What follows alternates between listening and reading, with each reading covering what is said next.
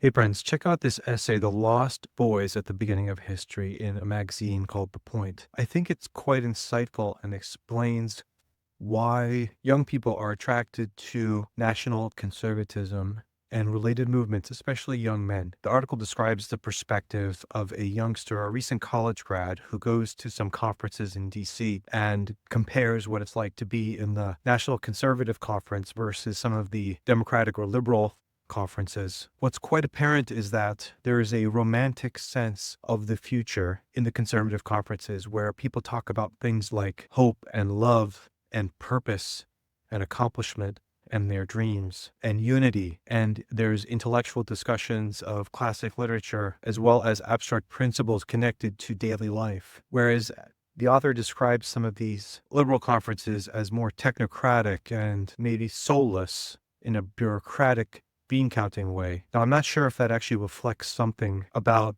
the particular conference organizers or the philosophies itself, but I think the dramatic loss by Kamala Harris and the Democrats in 2024 could be a signal that this procedural liberalism, this technocratic liberalism that focuses more on bureaucratic procedures and abstract concepts of harm and fairness, as opposed to those deeper emotional and elements of political psychology like us and them, belonging, legitimate hierarchies where people look up to each other for their accomplishments, the idea of sanctity, of the self, of the community, and a worthy moral cause that people can devote their lives to. I think that's what's missing in contemporary democratic politics. So I think Democrats could learn from that. And also, it explains the reason young men are drawn to this more heroic and adventurous conception of politics in conservatism today. There's also a really interesting part of the essay where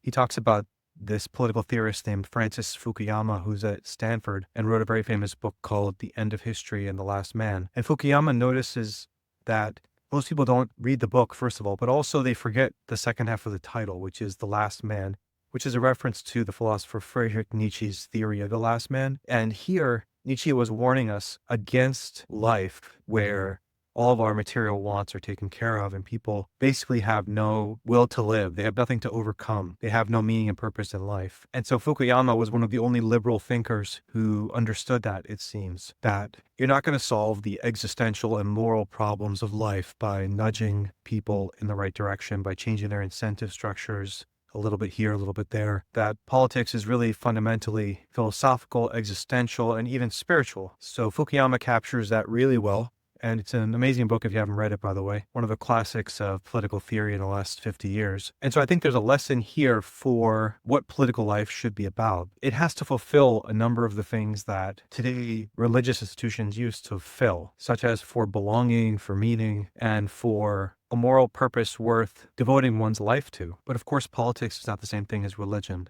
And political devotions are ultimately idolatrous when they're disconnected from truth and goodness, and they become mere power plays. But that being said, in our contemporary age, where the spiritual and the political has been unified, for better or for worse, there are a number of lessons to be taken from this essay, so check it out. Thanks so much.